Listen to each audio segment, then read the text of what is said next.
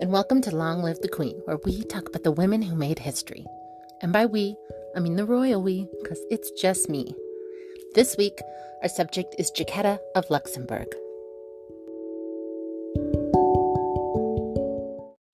This is it, guys. We didn't have to wait long. I mentioned Jaquetta of Luxembourg at the end of last episode, and it's her turn. So, here we go. Jaquetta of Luxembourg was born in 1415 or 1417. Not 1416, I don't know. We're going to go with 1417 because I don't know, but it seems reliable-ish, so that's what we're going to go with. Jaquetta was the eldest daughter of Peter I of Luxembourg and his wife, Margaret. Peter was a count. If you remember, that is the same rank as an English earl. Her parents were mid-level French nobles. She would have grown up comfortably and was the second of 8 children. According to legend, Jaquetta was descended from the water goddess Melusine. The European folk story tells of a nobleman who comes across a beautiful woman in the forest. They fall in love, and she agrees to marry him on one condition.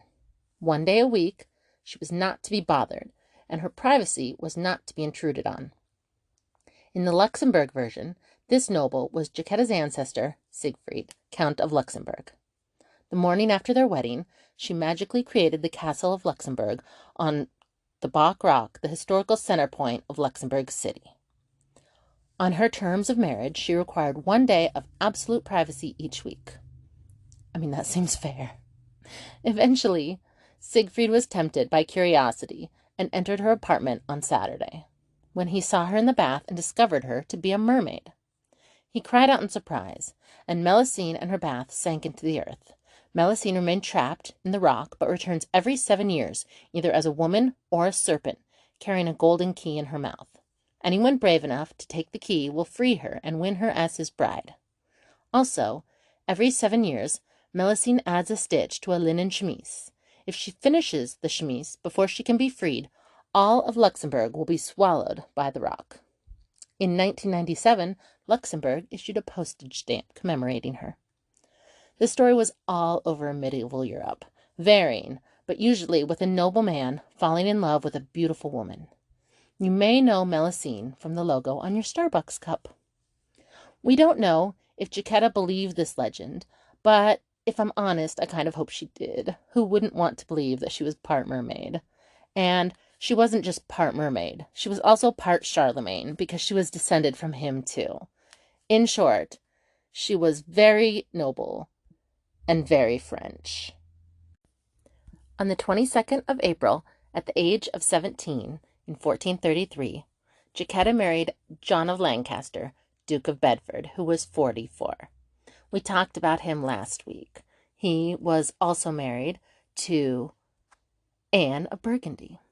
So this was 4 months later that he married the 17-year-old Jaquetta.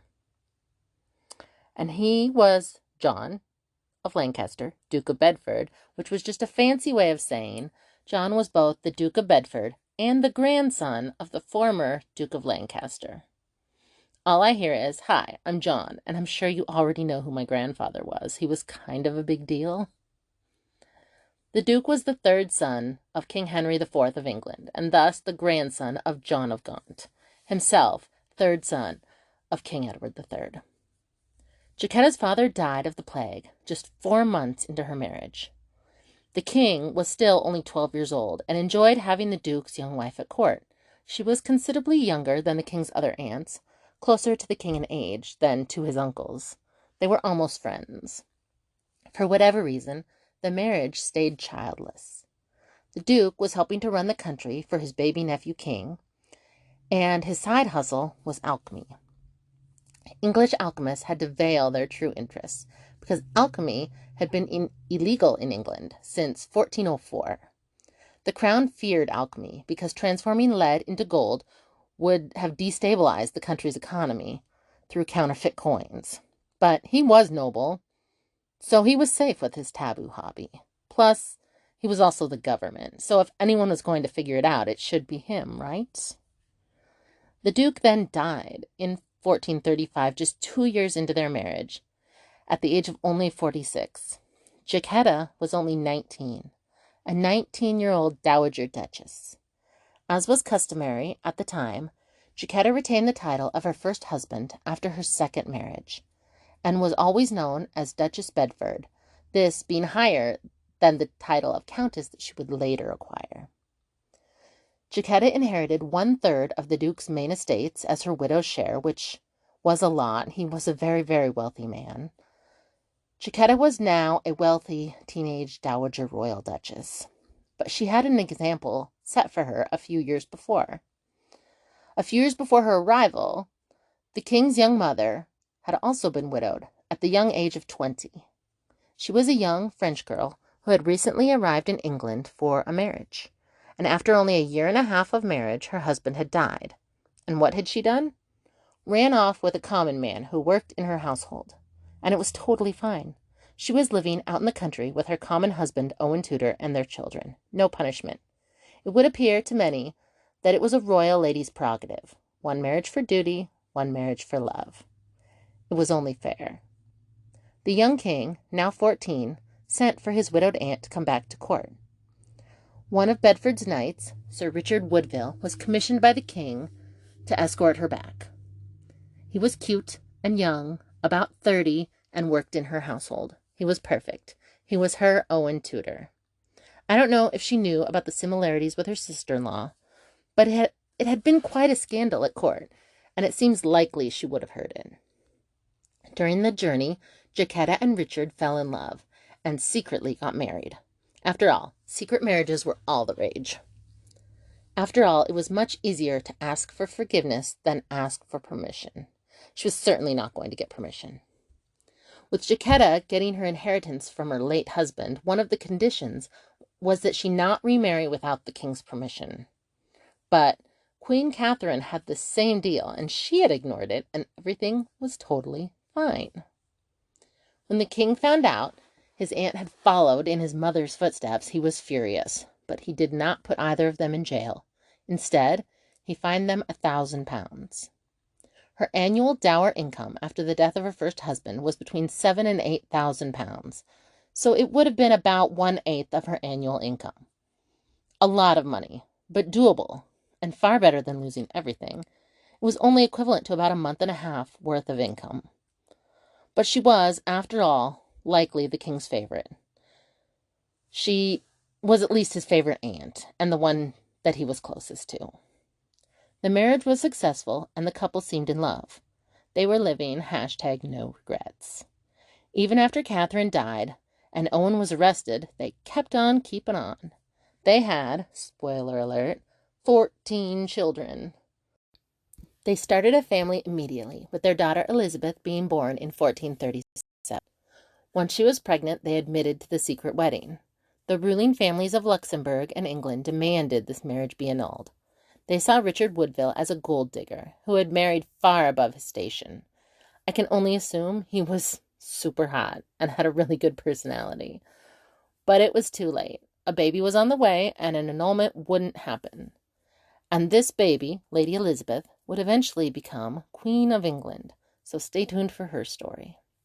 Elizabeth was followed by Louis in 38, Anne in 39, and Anthony, born in 40. That's right, the young couple were averaging a baby every single year. 4 babies in 4 years. Sounds incredibly exhausting. It was around now that Jaquetta's sister-in-law from her first marriage was accused of witchcraft. Eleanor Cobham, the wife of the king's other uncle, had visited astrologers who had predicted serious illness for the teenage king. And the teenage king was upset when he heard the rumors. He hired his own astrologist, and they said, no, absolutely not. Your dumb aunt got discount astrologers, or she's plotting your death. So the king's only other aunt was sent to life in prison, but first she had to do 3 separate shame walks through town. Think Cersei Lannister from Game of Thrones. During this time, Richard was still a knight. He fought under both the Earl of Salisbury and the Duke of York. The reason this is notable is because the Wars of the Roses is about to break out in a decade or so. Salisbury and York will both be on the Yorkist side, and Richard Woodville and the king will both be on the Lancastrian side. Well, until Richard Woodville wasn't. But for now, they're all on the same side, and I think that's nice, even though I know they will all die fighting in that very same war. Jaquetta was still the aunt of the king, through her first marriage to the Duke of Bedford. She was still a favorite of the king, even though she married Richard against his wishes. Jaquetta and had her fifth child in 1444, named John.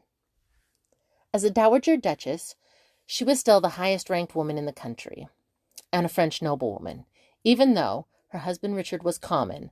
This is probably why, just after John's birth, Jaquetta and Richard were asked by her nephew, the king, to go retrieve his new bride-to-be, the niece of the King of France, Margaret of Anjou.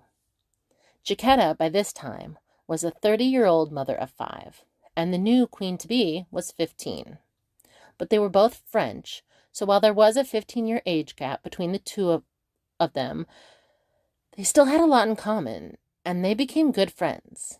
Jaquetta would have been able to converse with Margaret in French, and help her to learn some of the English customs she would need as the new Queen of England.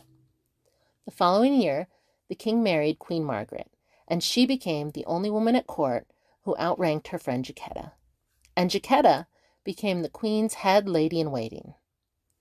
Once back in England, Jaquetta and Richard went back to making babies and socializing with the king and queen. Jaquetta was born in 1445, named after her mother, Lionel the next year in 46, and Martha in 48. Jaquetta's close friendship with the queen prompted Queen Margaret to convince her husband the king to make Richard Woodville a baron. A baron was the lowest rung of the nobility ladder, but then he wouldn't be common. And it was really seen as more of an honorary title anyway, nepotism from his friend the king. Richard Woodville was made Baron Rivers. River, mermaid, coincidence? Probably, but I like to think it was her mermaid magic. Jaquetta had her 9th child in 1450 that she named Margaret, probably after her best friend, the queen. That same year, Richard and Jaquetta's oldest son, Louis, died at the age of 12 from a fever. Martha was born the following year in 51, Jaquetta's 10th child. Despite the Woodvilles having an extraordinary amount of children, her friends, the king and queen, still had none. 1453 was a year to celebrate, until it wasn't. Both Jaquetta and her best friend, Queen Margaret, were pregnant, the latter after 8 years of childless marriage. But then the king got some bad news. His troops in France had been completely expelled by the French army, and he fell into a catastrophic mental break, leaving him completely unresponsive. During this time, Jaquetta's oldest daughter, Elizabeth, was married at the age of 15 to 20-year-old Sir John Grey, a Lancastrian knight. He was the son of a baron and expected to be one after the death of his parents. She was described as the most beautiful woman in the island of Britain, with heavy-lidded eyes like those of a dragon. But we'll get back to her later. Stay tuned for the Elizabeth Woodville episode. Back to the pregnant Jaquetta and Margaret. I have no doubts that Queen Margaret leaned on her best friend during this time. Her husband was mentally unwell, and she was pregnant with her first child. Jaquetta, her best friend, was pregnant with her 11th child. She had experience with this. With the king still in his mental break, both women gave birth to baby boys. Jaquetta had Richard, named after his father, and Margaret had Prince Edward, probably to remind people that he was descended from King Edward III. This was wonderful news for the queen, whose husband needed an heir, but her husband was still mentally unwell for the next year, and she would need support in the first year of her son's life. Jaquetta had another baby the next year, a little boy named Edward, probably in solidarity with her friend Margaret's first baby. Margaret's baby Edward was going to be king, and it was about to be a very popular name again. We are officially leaving the Henry years and going back to the Edward years. And then history will repeat itself because the Edwards will again be derailed by a Richard, and then we'll get more Henrys, just like last time. The king came out of his catatonic state on Christmas Day, 1444. Even when the king regained his senses, the queen would have needed support. The king had been unhappy with how his cousin, Richard, Duke of York, had run the country in his mental absence, and everyone raised armies. This started the Wars of the Roses, as we know it now. Then, it was called the Cousins' War, and this family feud for power would last 32 years. A year into this family feud, King Henry was captured by the York army. Jaquetta's husband was fighting on the side of the king, so this would have been pretty major disappointment for the Woodvilles.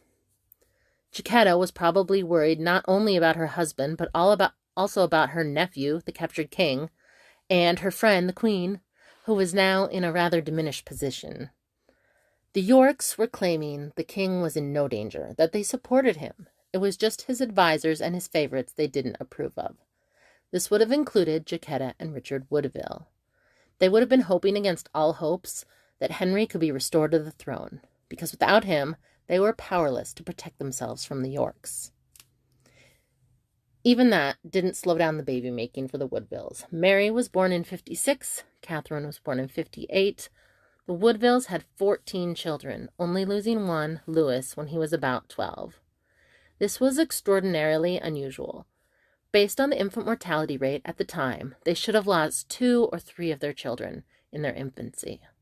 The Woodvilles were #blessed before #blessed existed. If social media existed then, she would have been one of those moms who say, "My hands aren't full, my heart is." I'm not throwing shade on those moms. Jaquetta seems like a cool chick. I would hang out with her. Her friend Margaret would have been #girlboss. She managed to get back into an uneasy peace with the Yorks in 1459, with Henry back on the throne, deciding that she should be the one in charge if her husband was ever incapacitated again. And he would be. Just like his grandfather, King Charles of France, he would struggle with his mental health for the rest of his life. This uneasy peace only lasted for 2 years, when Henry was dethroned again by the son of his old rival. That son became King Edward IV.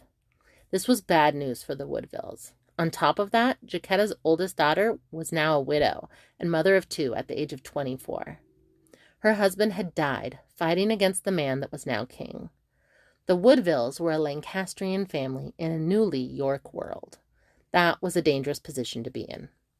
The Star show, The White Queen, picks up right here.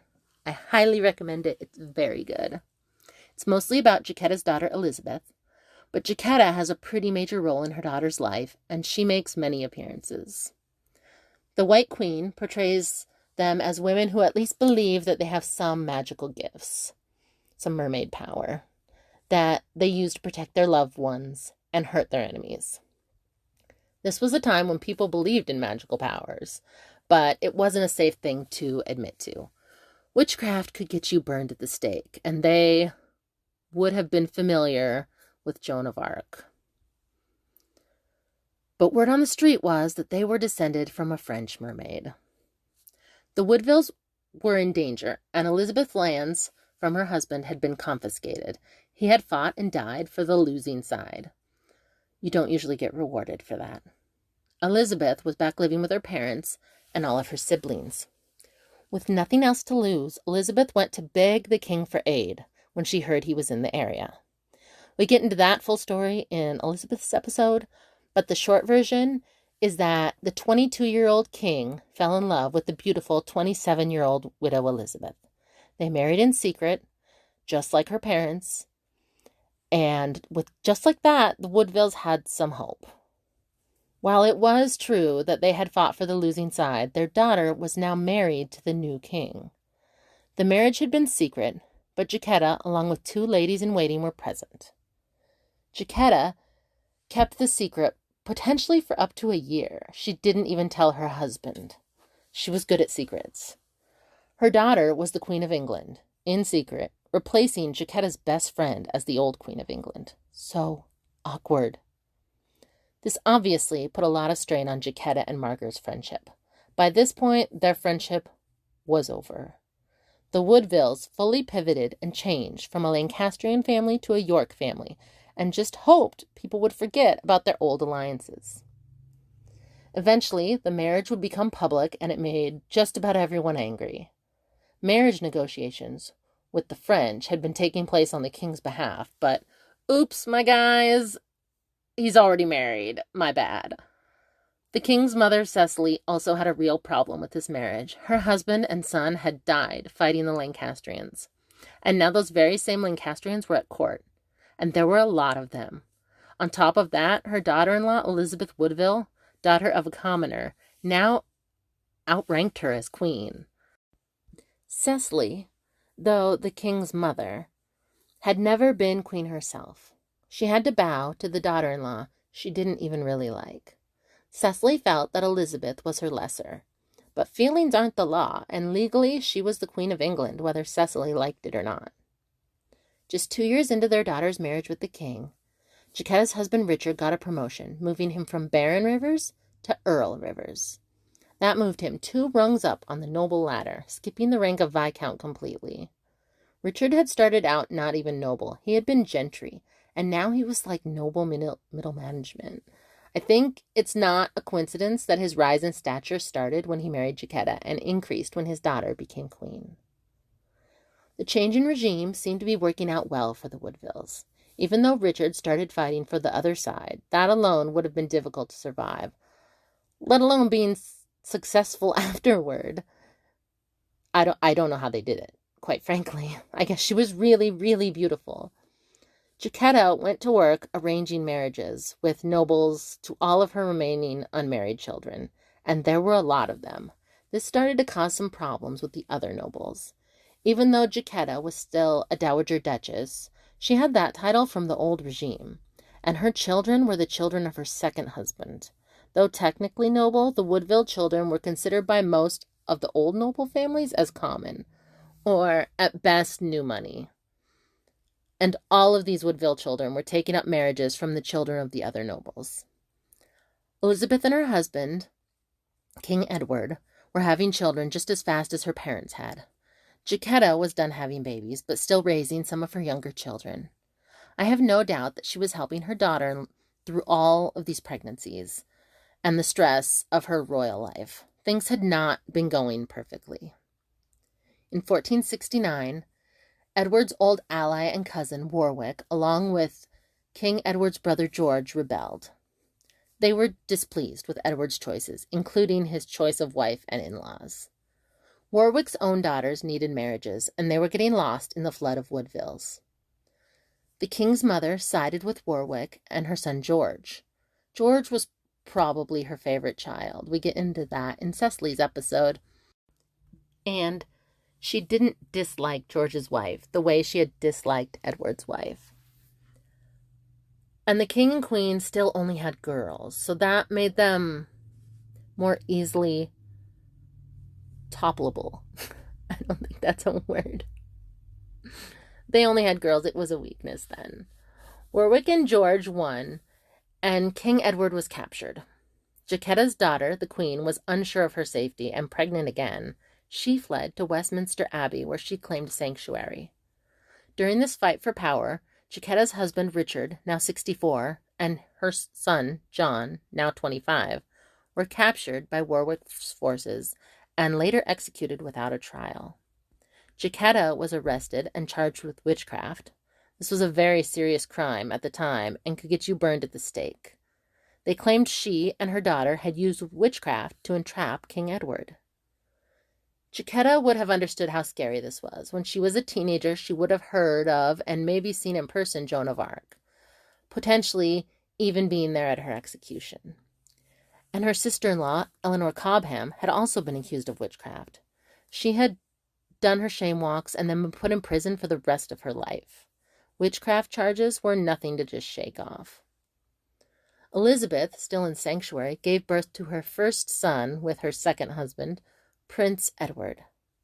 Warwick and George failed to get enough support to officially depose King Edward, and neither one of them wanted to be the one that outright murdered the anointed King of England, so he was released shortly after, going to his wife and meeting his baby son. The accusations against Jaquetta fell apart when her son-in-law was released and returned to his position as king. But Jaquetta and her daughter Elizabeth were not excited to forgive Warwick and George. after the death of Richard and John. They did make uneasy peace with George because he was, after all, the king's brother, but they weren't about to forgive Warwick, who had been the ringleader of the whole rebellion, so they held him responsible. The following year, Jaquetta was cleared of all charges. Jaquetta then died 2 years later. In The White Queen, they portray her death as some kind of heart problem, but I don't know if that's accurate. The love of her life had just died 3 years before her, and it was likely she had a hard time living without him. She was survived by 12 of her 14 children. These children included 1 queen, 1 duchess, 2 earls, 3 countesses, 1 bishop, 1 lord, a viscountess, and a baroness. Through her daughter Elizabeth, she was the grandmother of another queen and the great-grandmother of King Henry VIII. She is also the ancestor of the current royal family of England. This is absolutely because of the part she played in her children's lives. She was probably a hard mother to have, but if she was your mother, she was probably also your biggest supporter. She was #blessed. 12 years after her death, she was again accused of witchcraft during the reign of her daughter's brother-in-law, the then King Richard III. And that is where we will leave it for now. What did you think of Jaquetta Woodville? As a teenager, she became a royal duchess. Then, following in old Queen Catherine's footsteps, she then married a commoner who worked in her household. They had a long and happy life together. Her oldest daughter, with her common husband, rose to the rank of Queen of England, and her other children also had their stations raised, mostly because of her effort in getting them good marriages. Without her, we wouldn't have any of the subsequent English royals, including Princes William and Harry. Do you think she thought she had some kind of magical powers? The legend says she was descended from a water goddess. Remember the mermaid? We'll probably never know what her thoughts on the subject were. It wasn't a safe thing to admit, even if she did believe the legend. This legend will even be more relevant when her daughter Elizabeth has her episode.